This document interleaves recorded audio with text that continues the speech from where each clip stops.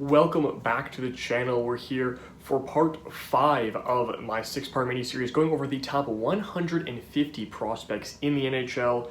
This is the good stuff. We're getting to some of the best prospects. These guys are all near elite level talents as prospects, sitting here at 50 to 26 in this episode. It's going to be a good one. Let's get right into it with number 50, and that's going to be Callum Ritchie of the Colorado Avalanche. Ritchie slipped a little bit in the 2023 draft, all the way to 27, and Colorado got a pretty good pick. This was a great value pickup. I thought Ritchie was really good last year. He should have been on the Team Canada World Junior team, will definitely be on it this year, should be a huge key contributing member of the team.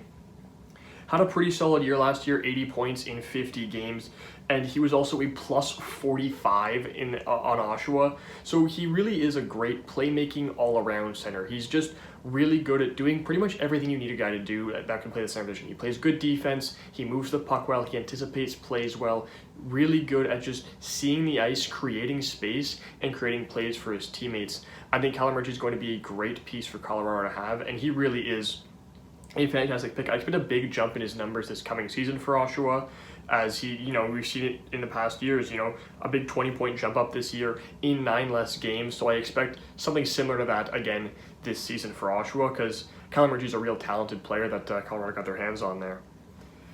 Now to 49, and this is one that is either going to look in 2 years, 3 years, either going to make me look really, really good or really, really bad, but I'm going to plant my flag on this hill. I've been on this hill. I've got Easton Cowan at 49, and I know Leaf fans are not going to like that one, but I think he went from, no one knew who he was when he was drafted and everyone was clowning the pick, to insanely a little overrated in the span of 3 months. Like, it was crazy how quickly everyone jumped on his bandwagon, and no doubt he's a fantastic player. He's a great prospect. 49 is a great prospect to have. He'll be a future top 6 forward, no doubt, but I think we need to pump the brakes a little bit. He did have a really good year, 96 points in 54 games. He was amazing at that crazy long record-breaking point streak. He was the OHL MVP, a really good season.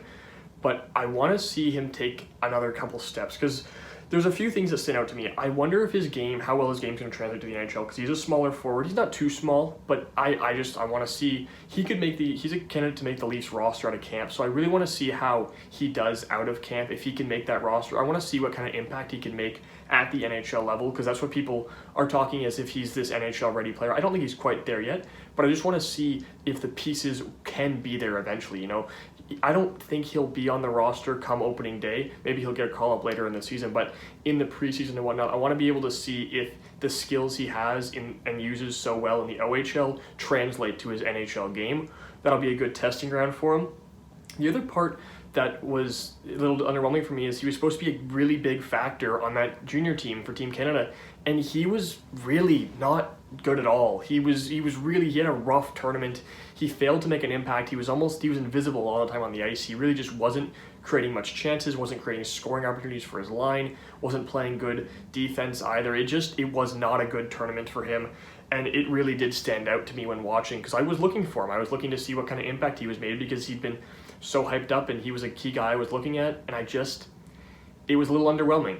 But there's plenty of room. I could be totally wrong on this pick. There is room for that to happen, but I'm just planting my flag here. But I'd like to see if he can take another jump again this year, he had that crazy point streak, but he had, really good numbers, but not quite as 100+ point as maybe you would expect out of that crazy point streak. I expect something like that along the lines of that this year, and I want to see what he can do out of camp, what kind of noise he makes, and see if it's all just buzz or if there's a legit star on our hands here in Easton Cowan. To 48 we go with Rutger McGroarty. McGroarty is going to be so tough to look at this year and to evaluate, because he is definitely NHL ready. I think that's no doubt he's NHL ready. The problem is he's going back to Michigan another year because he doesn't want to play in Winnipeg. There's been some different talks, some different rumors going around on why where the tension stems from in Winnipeg. Some of it is because I think some of the rumors are that he wanted to come up at the end of last season, but Winnipeg didn't call him up. They didn't want to have him playing on their NHL roster, which makes sense. Winnipeg had a lot of talent, a really deep forward core. They were even scratching Cole Perfetti near the end of the year and into the playoffs, so they didn't really have that roster spot available, and they were trying to compete, so they didn't feel that there was room for McGroarty, and I think he took that a little personally maybe, and there's also rumors he just wasn't interested in playing in Canada, but I'm not so sure about that one because he seemed very interested in playing for the Jets when he was drafted. I think this has more to something to do with along the lines of he wants to play in the NHL because he feels he's ready, whereas the Jets aren't quite ready or don't quite have a slot open for him to play. So I think he's officially requested a trade, but it's pretty heavily rumored he wants out. So we'll see where that all leads. But whoever ends up getting McGroarty is getting a great talent, a real good leader too. He was a big leading piece of that World Junior team for Team USA. He's also been a massive factor on the great Michigan teams we've seen over the past few years. He has been an excellent player, and he's developed so well since getting drafted. He is really, really talented, a great power forward that you can rely on to be your center of like a top 6 center in the future. I think he's really just got a great complete game that is totally ready to take to the NHL level. I don't know if the Jets are even inquiring about trading him. I wonder if they're trying to just sort it out with him, but we'll see where it all leads. But if he lands somewhere else, if the Jets end up calling him up, he's going to be a great fit to have on a power forward center for teams in the future. 247 we go with Carter Yakimchuk of the Ottawa Senators. Yakimchuk is I think pretty much the lone bright spot. This is the first Senators player, I believe, since the first episode on this list. The Sens prospect pool has really been depleted by them just being called up to the NHL, and just a little bit of, there's been some rougher decisions in terms of the drafting too. I like Yakimchuk as a prospect for sure, but in that spot that he was taken at 7th overall over the likes of Zane Parekh or Sam Dickinson or Zeev Boehm or Anton Silyev, I wasn't a fan. I think Yakimchuk is great and does a lot of things really well offensively. He has a solid defensive game too, but he is an offensive defenseman who does a lot and creates a lot for himself on the offensive side of things. And he's right shot, which was a spot the Senators definitely needed because both Chabot and Sanderson are left shot guys. Even Chychrun, before they traded him, he was the left shot guy at this draft point. So that was another, they didn't have room on the left side. Their right side is very weak with really only Artem Zub.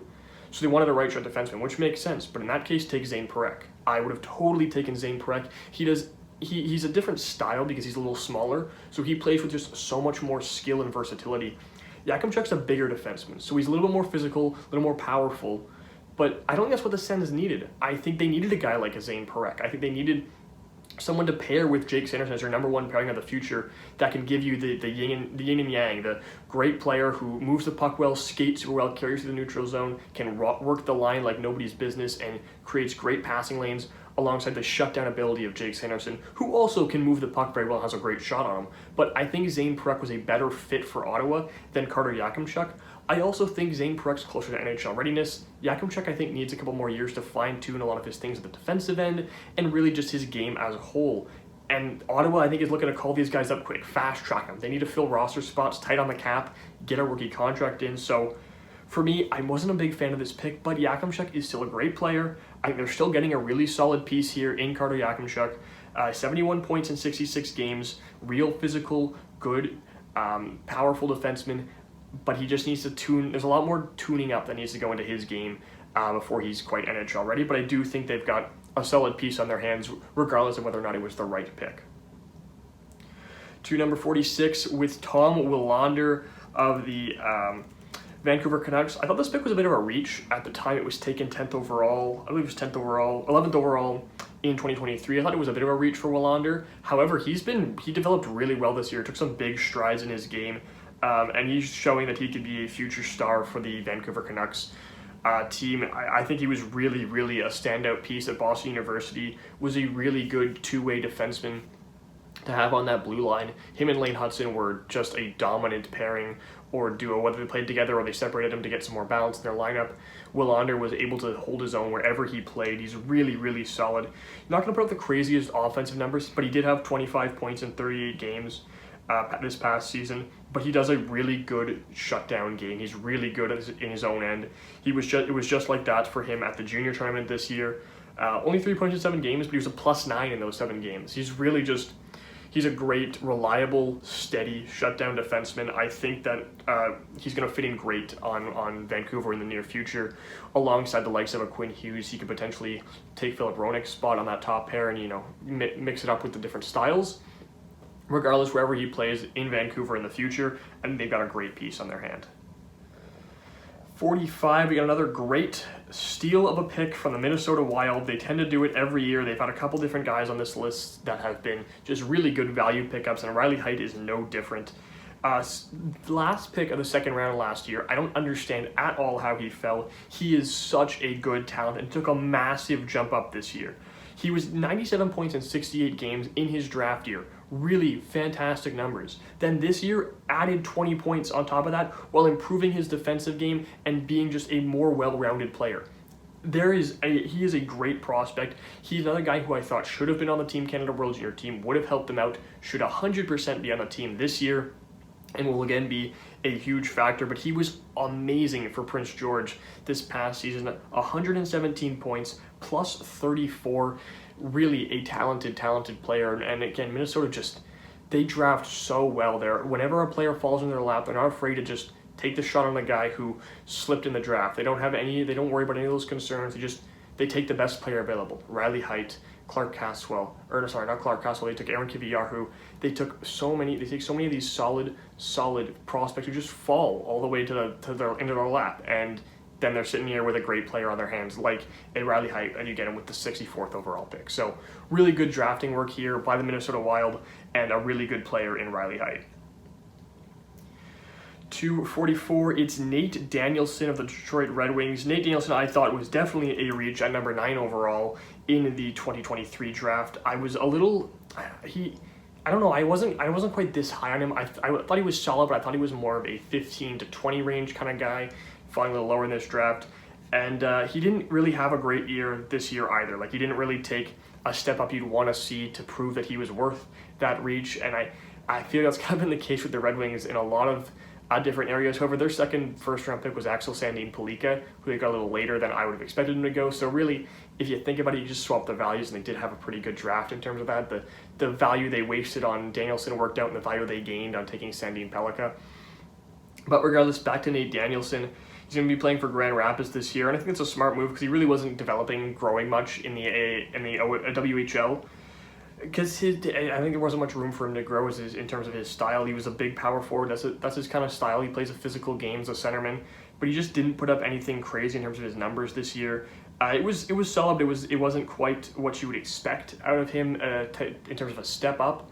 He was decent for Team Canada. He'll be again on. I expect he'll 100% be on the team again this year. There's a lot of guys that are going to be on this team. It's going to be a very talented squad for sure. I think it's going to be a step up from their team last year. I think Danielson will be a huge part in that to try and play that kind of role. I think he'll fit in well there as a third line center to play that good two-way game, which is what he's good at. So the numbers aren't always flashy, but he is a really good two-way center who plays good hockey at both ends of the ice.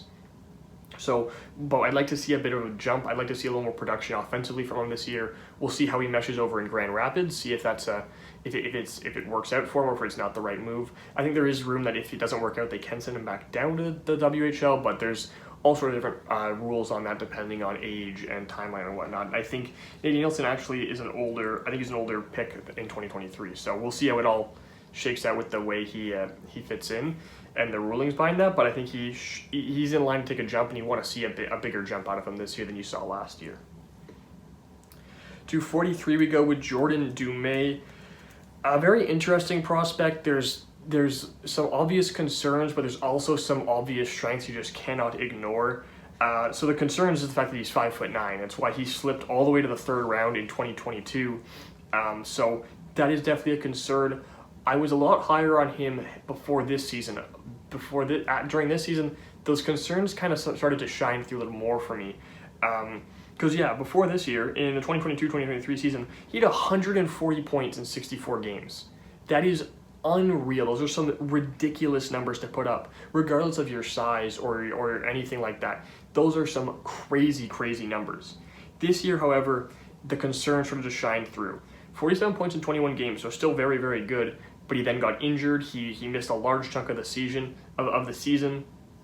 played for the Canadian junior team, which was a rarity because they don't take a lot of the QMJHL guys. It tends to be one of the bigger gripes some people have with the team is they don't tend to take those guys. They took him, and I thought it was the right pick, but he disappointed. He wasn't quite as good as you would expect him to be. Again, he sort of felt the same. Him and Easton Cowan were two guys I was excited to see, and I didn't see much that excited me when I was watching them. It really was a bit of a disappointment, a bit of a letdown, and I think that was sort of the case for Dumais. I'd like to see a step up this year. So, and then he was heading into the playoffs, then he got suspended for a DUI he had. It was a messy season. He slipped a little down my rankings because of it. He wasn't able to stay healthy. The size concerns came up when he was playing at that top level at the juniors. You could tell he wasn't quite fitting in as much as you would expect him, considering his numbers and the skill he shows off on a daily basis in Halifax. This year, though, he's going to Cleveland to play for the Cleveland Monsters in the AHL. We'll see if he can take a step. We'll see if he can translate his game over to the AHL, over that bigger size, more physicality. That'll be the big test. There's a lot more skill, a lot more size, and a lot more physicality in the AHL than in the QMJHL. So it's going to be a big test for him, and it'll really be a true showing of what Columbus has there. Do they have a guy who can be a future scoring winger in their middle six, or will he sort of slip down and maybe be one of those guys like that just isn't quite going to hit his stride at the NHL level? It's a risk. It's definitely he's a high risk, high reward kind of player, and that's what he was when he was drafted, and he's still that how he is now. Right above him, we got another Columbus prospect, very similar to Jordan Dumais in terms of a lot of the things they do. In Gavin Brindley, the main similarity is obviously they're both smaller players. Gavin Brindley is also a smaller frame, also sits at 5'9". The difference is Gavin Brindley, he's a year younger, but he also took a lot more strides after his draft year. He hasn't had that down year that Dumais had last year. He hasn't really done that, and he has been excellent. He was really good for Michigan last year with 53 points in 40 games, and he was also a stud for the World Junior team for Team USA. One of their best players. He bounced up and in the lineup, and it was tough to see because he was playing so well, but with so much talent on that team, he was sometimes forced down the lineup. It didn't matter. He was scoring in bunches. He had 10 points, 6 goals in those 7 games. He really was lighting the lamp like the best of them. So yeah, a really good step for Gavin Brindley. He also got a taste of NHL, actually played a game. As of now, it's projected he'll start in the NHL. I think more likely than not, he'll start in the AHL, maybe get the call up, we'll see. But he's progressing a lot better in his game. It's shown that it can translate a little better to the NHL level at his size than what Dumais has. You know, they're different styles in players. Dumais is more of a playmaker, Gavin Brindley is a pure sniper. But I think from what we've seen from Gavin Brindley in the past 2 seasons, his game looks like it'll transition to the NHL a little bit smoother than Dumais will. As of right now, I think Brindley is going to be a solid piece for the Blue Jackets. We'll see where he slots in. They've got a lot of young pieces up front. We'll see if he can find a way onto the roster for opening day with Laine out. Maybe that spot opens up. We'll have to wait and see on Gavin Brindley there. Next up is Jagger Firkus at 41, and Jagger Firkus is really, I had to bump him way up on this list after watching, especially in the Memorial Cup. He was amazing for the Moose Jaw this past season. He was a stud, and I was watching a decent chunk of Moose Jaw games, watching for Braden Jagger, the Penguins prospect. As a Penguins fan, I was watching a lot of that action, and you couldn't help but notice Jagger Firkus. 61 goals, 65 points in 63 games. That is amazing. He took a huge step up this year. A guy who he didn't go, I think he could have gone a little earlier in the 2022 draft. He went second round, 35th overall. He could have gone a little earlier. That was kind of his range. But he has taken massive strides since that draft year. You know, his season after his draft year was just nothing a crazy jump. Just the same sort of numbers, 88 points, 80 points the year before, same amount of games played. But this season, he was amazing, 126 points. He just took that massive leap up that you would expect a jump, but not of this caliber. He took a crazy jump up, and he's going to be playing for Coachella Valley this year, a great AHL team. We'll see who he plays alongside. There's a lot of talent on that team, but yeah, he's got a bright future ahead of him after this crazy developmental jump. We'll see if he can stay on this trajectory and prove that this year wasn't a bit of a fluky year, but I really like what I saw to Jagger Firkus, a guy who was on the Canadian, he was an extra for the Canadian junior team, and really they should have given him a chance, given the amount of the way he scores goals. He's a really, really good goal scorer, and he can also move the puck pretty well as well. To 40th, and this is a guy who I think I also have lower than what the consensus might say, in Danila Yurov. Yurov is a really talented prospect, and he is definitely going to be a great piece for Minnesota. I just am not quite as high on him as a lot of other people are.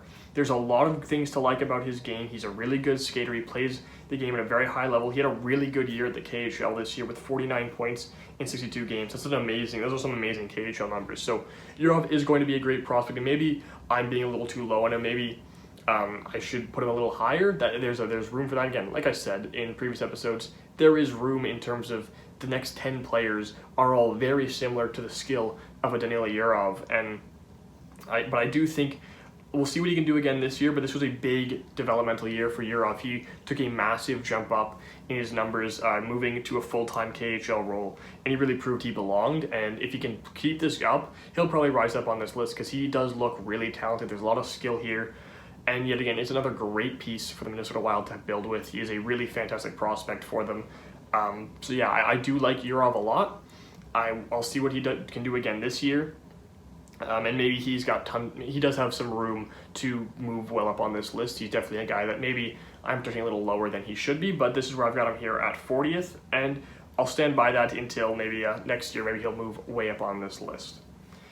At 39, we've got a prospect that I really love in Bradley Nadeau. Nadeau really broke onto the scene. He was drafted to the BCHL in his draft year, and BCHL isn't exactly like the top prospect pool to be drafting from, especially in the first round.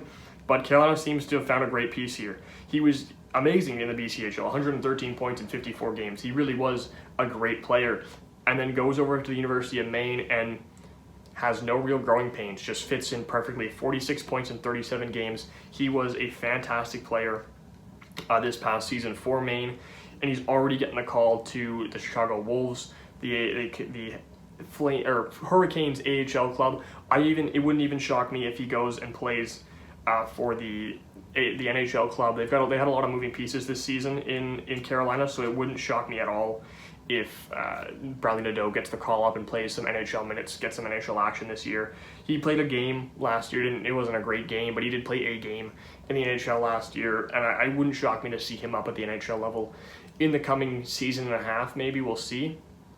But he was really good at Maine. I think he'll be a really great piece for the Hurricanes. A real good scoring winger that you can put on really anywhere, and he'll put up some good numbers. He's another guy who, size might be a little bit of a concern at 5'10", but he's 5'10", 172 pounds. He doesn't play quite as well as you would think. He's a real solid, skilled forward who I think Carolina's going to love to have in their future. Next up is Michael Brandsegg-Nygaard, and Brandsegg-Nygaard doesn't have a lot of help. You look at, because the most of the time you watch him, you're watching him when he's playing for Norway. He's been Norway's best player for the past 3 years at every tournament he's been in, and he's playing with nobody, and it doesn't matter. He's still one of the best players on the ice. He's still creating chances for everyone else on the ice. He's still scoring goals, still getting points. It does not matter. He is so much fun to watch. In anywhere he plays, he's really so talented. He's going to be playing in the SHL this next season, which will be exciting to see, playing him at that top level. But you look at some of the numbers he's been putting up.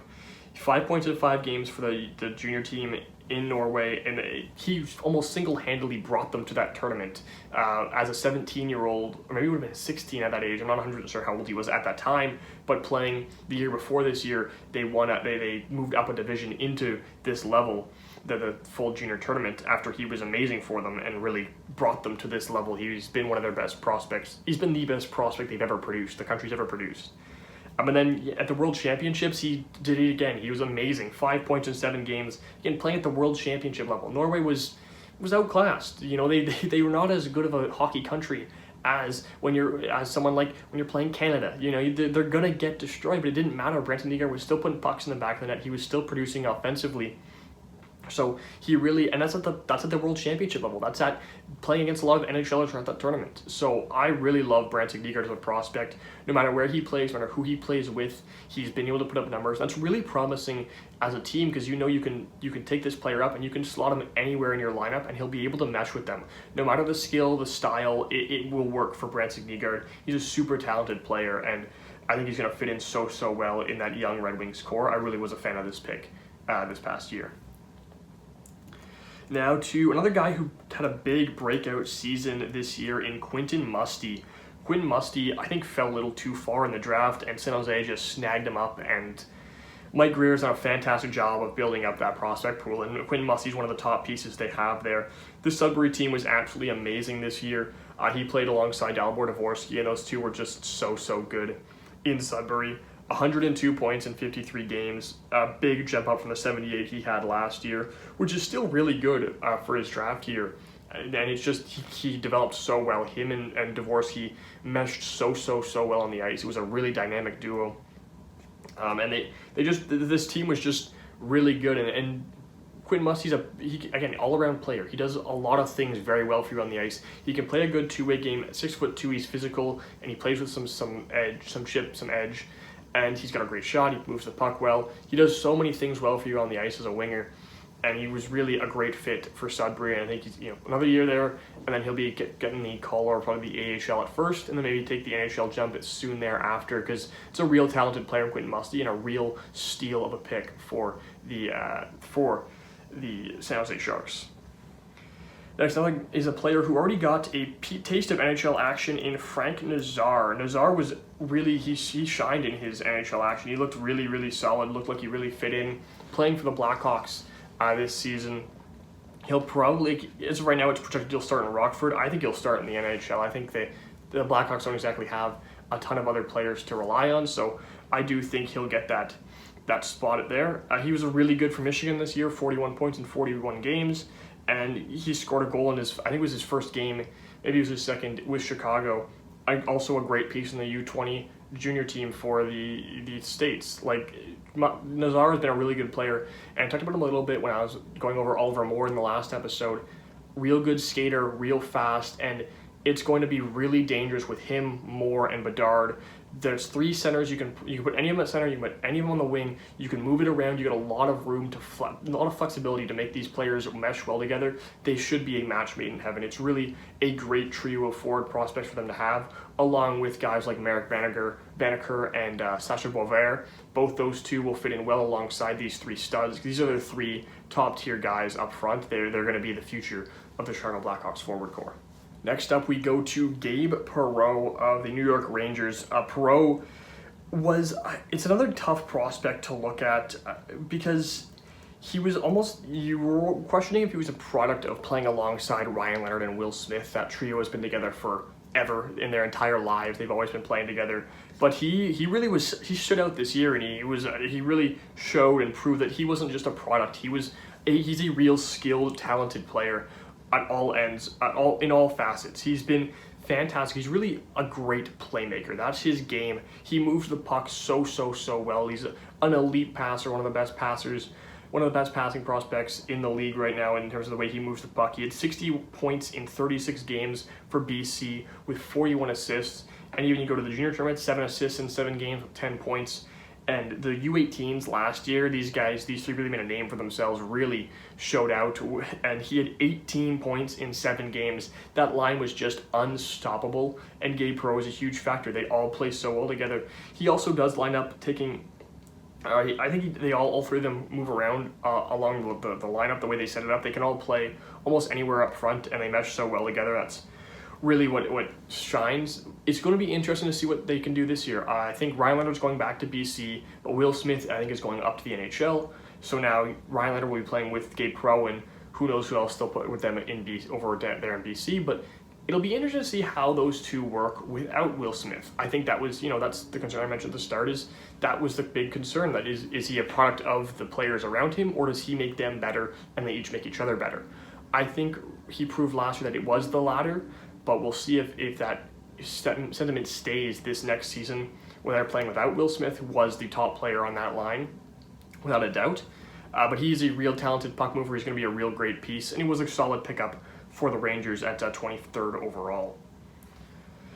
Next up is Brad Lambert, a very, very interesting prospect to say the least. Brad Lambert was, you go back a few years to before the 2022 draft, he was the consensus top pick.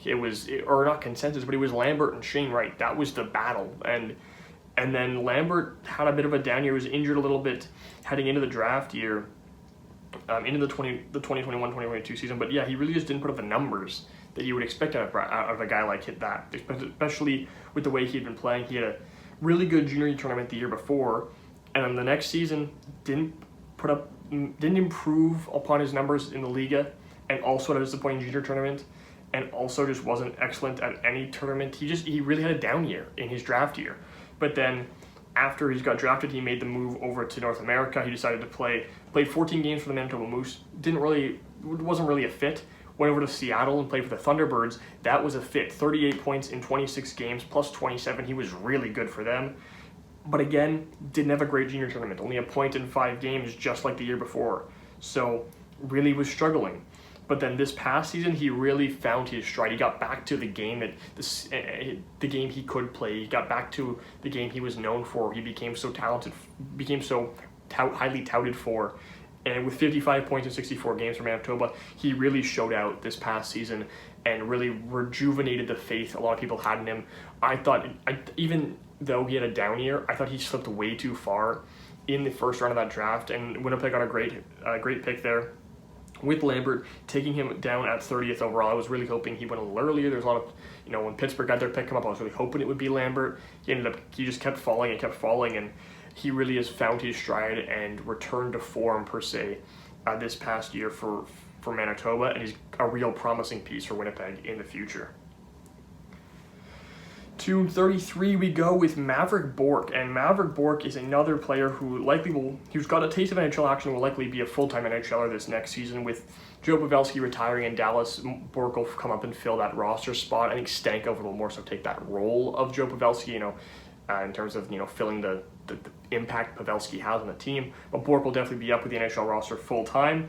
He ended up playing, I think, one playoff game, but it was the game that Dallas got eliminated against Edmonton. It just, he wasn't exactly he wasn't the biggest piece in that game, but he was the second best player in the AHL this year until Logan Stankoven got called to the NHL. Then he was the best player in the AHL. He was so good with 77 points in 71 games as a 22-year-old playing in the AHL, and he was the best player. He was so dominant. He was looking so good. He's definitely NHL ready. Him and Stankoven probably were both NHL ready at the start of last season. The problem was that they didn't have roster spots. Dallas was trying to compete. They didn't have the spots for them.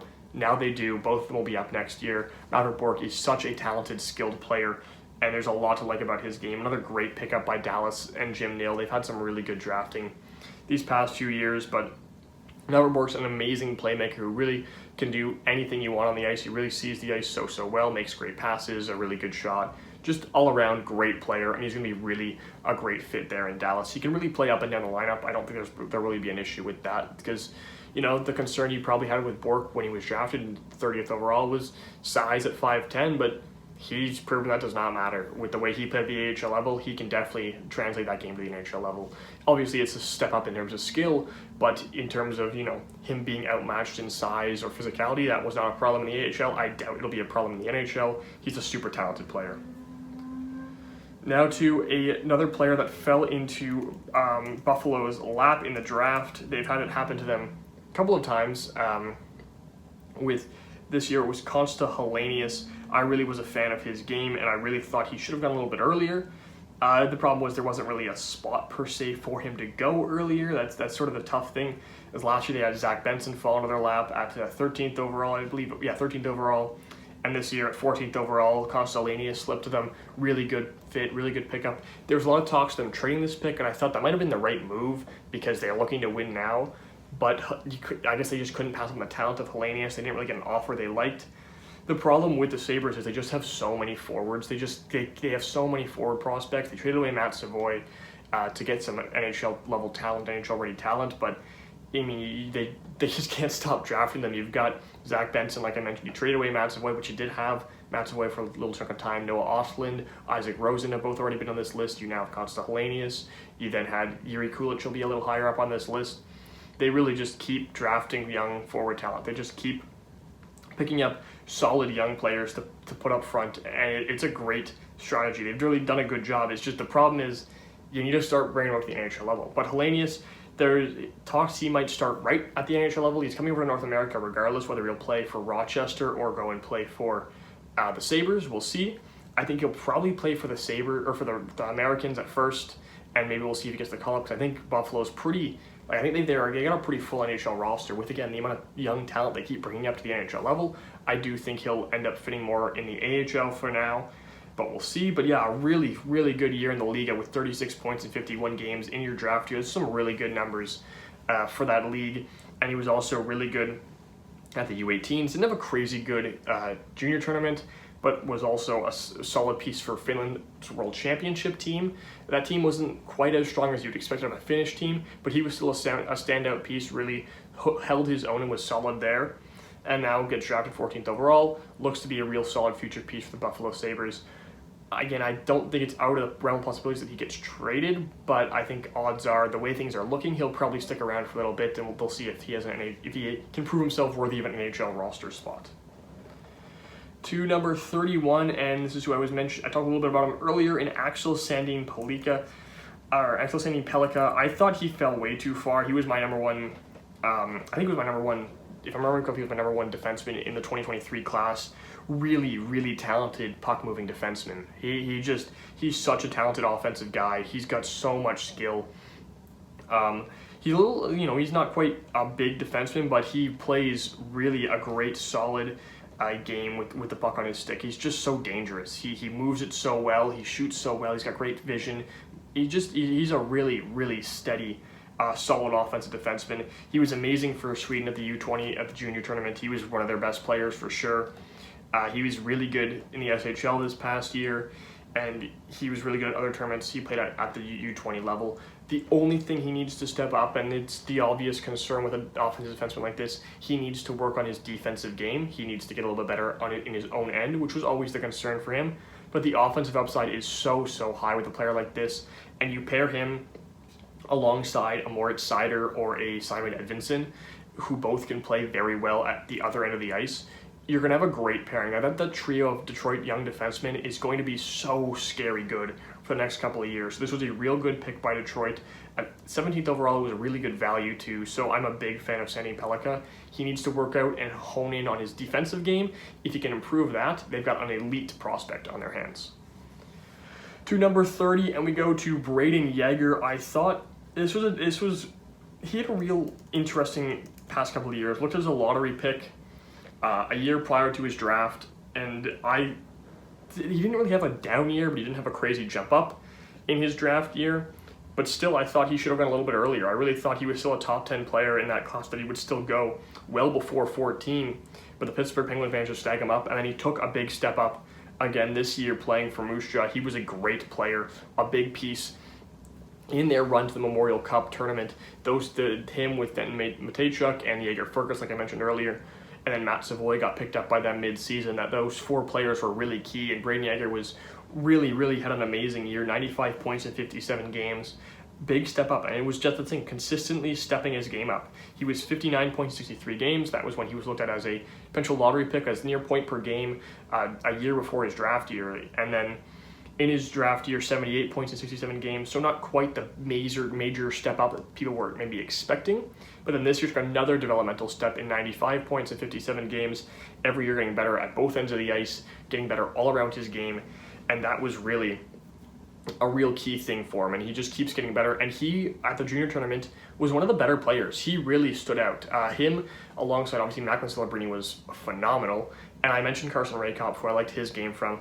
But I really loved what I saw from Brayden Yager. He was really a great player. He was one of the few players who didn't really disappoint me in that tournament. There's a lot of guys who just didn't live up to the expectations I had for him. That team as a whole didn't live up to the expectations I had for him, but 5 points in 5 games, plus 6, was a really good contributing factor. He got moved well up the lineup as the tournament went on, deservedly so, but he was really good. He's going to be a big part of this team this year. He's going to be one of the better players in the team, and I expect another jump up this year, playing in Moose Jaw once again. The only concern for him in Moose Jaw this year is going to be the fact that Mateychuk and Fergus and Savoy all age out. So he's going to have a lot less of a supporting cast alongside him in Moose Jaw. We'll see how that affects him. We'll see how that affects his production. But I'm a big fan of Brayden Yager. I think he's a really talented piece and the prize prospect of that Pittsburgh Penguins prospect pool. At 29, we go to Dmitry Simashev, a guy who I thought was a reach at the time in the 2023 draft. And I don't know if maybe I wouldn't go as far as say it wasn't a reach. I think it might have still been a little bit of a reach for Utah.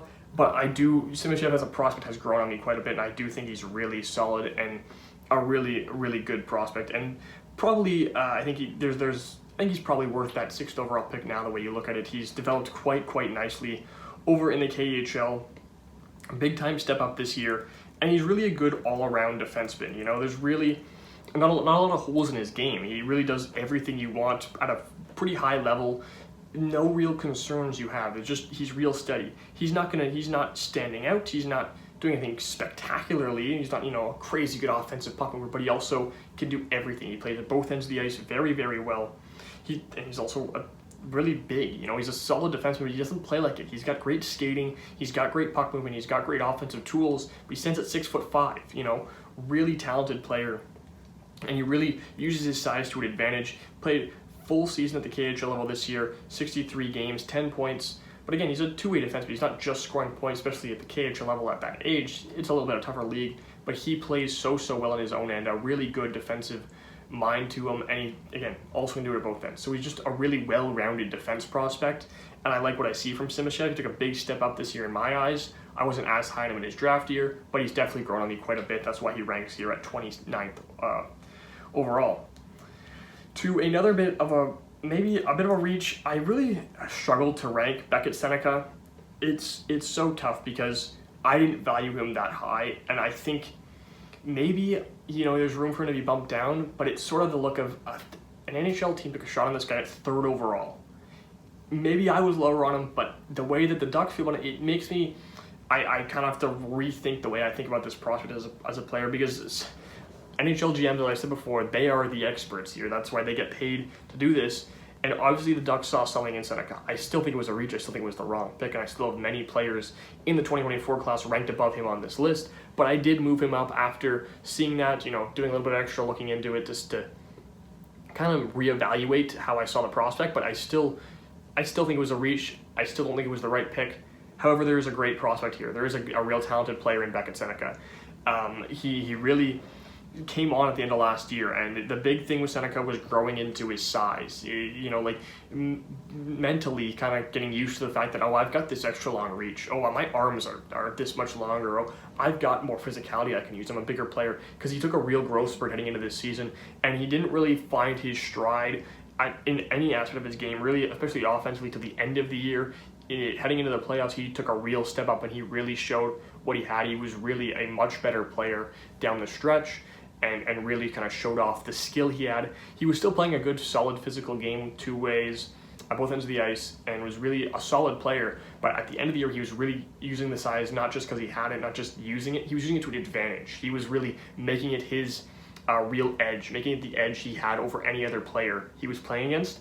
And that was the big thing, and it was also adapting, because back when he was smaller, he was forced to play more of a skilled game, and those skills were harder to pull off at that size. It's harder to pull off dekes in tight spaces when your arms are a lot longer and your stick's a lot bigger, so it makes it a lot tougher on him.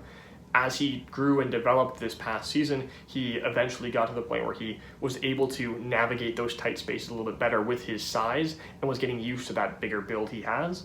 And that's why he rose so highly, so quickly near the end of the draft process. He really skyrocketed up boards all the way up to 3rd overall. So again, still think it was the wrong pick, still think there was better options on the table, still think they got a good prospect. I think Beckett Seneca will be a talented player.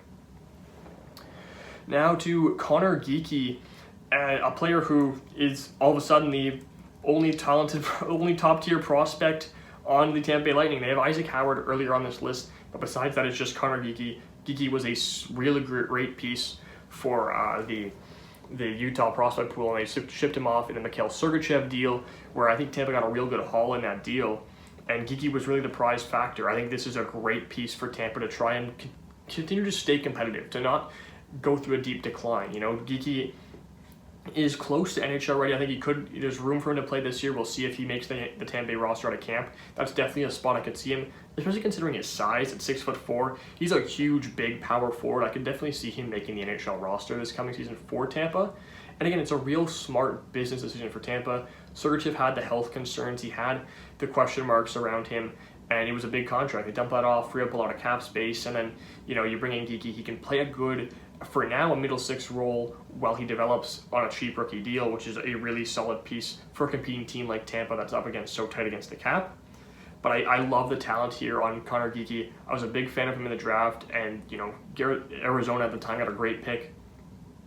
And he was really good. He was solid for Canada at the junior tournament. He was definitely, you noticed him. His impact was definitely felt, and that's because of how physical and how aggressive he was on the puck and how he played in his defensive end. And, in a tournament like that, a guy that stands at 6'4" tends to stand out, and he played like it. He really did make an effort to always be a focal point of the offense or the defense, no matter what. It didn't quite always work out in his favor. He didn't quite have the best tournament, but he was still a great piece, a standout piece. He still was a good player on that team. And he had a really solid year, despite bouncing between two different organizations in Wenatchee and Swift Current. He had nearly 100 points in a little over 50 games, so a really solid year for him in the WHL, and a big jump up from the numbers we saw from him just a year ago. So he really has taken some good developmental steps, and he really, at his size, at his style, he's going to be a great fit for the Tampa Bay Lightning as a future top 6 player for him. To the last player on this list at 26, we go to Dalibor Dvorsky, a player I loved coming into the 2023 draft. I was a huge fan of his game. I think St. Louis got a great player here, and he took an even bigger step up this season offensively than I would expect, because his game for me is he is such an elite two-way forward. He is going to be a menacing shutdown player in the future. He's going to be such a good two-way forward. I think it's not out of the realm of possibilities that in the future, if he's if he stays on a nice developmental track that he's on now, he can be a future Selke candidate in the way he plays defense. He is such a good two-way forward. It is an amazing player to have, and when you see that he can also produce so well offensively like he did this past year in Sudbury with 88 points in 52 games, it's really promising for Dvorsky. He had a good year. He had a good junior tournament. He's going to go back to Sudbury, play alongside Quentin Musty, like I mentioned before. Once again, they should be even better again this year. And it really, despite, he might have some question marks offensively, there might be some times he's not quite the offensive maestro you would want at a 10th overall pick. To me, I don't really care, because he is going to be an amazing defensive forward in the future. He's going to be an excellent two-way guy, because he can put up offensive numbers, as we've seen.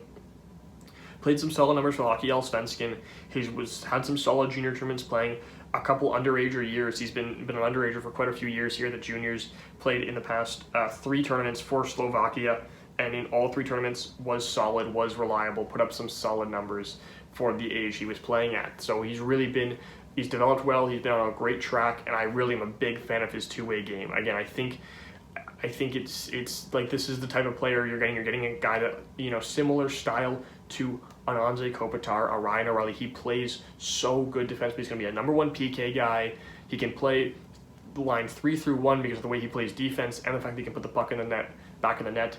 I really am a big fan of Dalibor Dvorsky's game. One of my favorite prospects for sure. And I'm excited to see what he can do in St. Louis alongside a lot of their other young talent. That'll do it for this part, the penultimate part here, 50 through 26. Let me know your thoughts down below, and be sure to like and subscribe to see, and stay tuned for part 6, the final part, going through the top 25 players. There's some great prospects here. I'm excited to go through it. And then after that, I will likely try and get out that list of the top 30 goalie prospects out in the near future, shortly following that last episode. But that'll do it for this one. Thanks for watching. Don't forget to like and subscribe, and I'll catch you in the next one.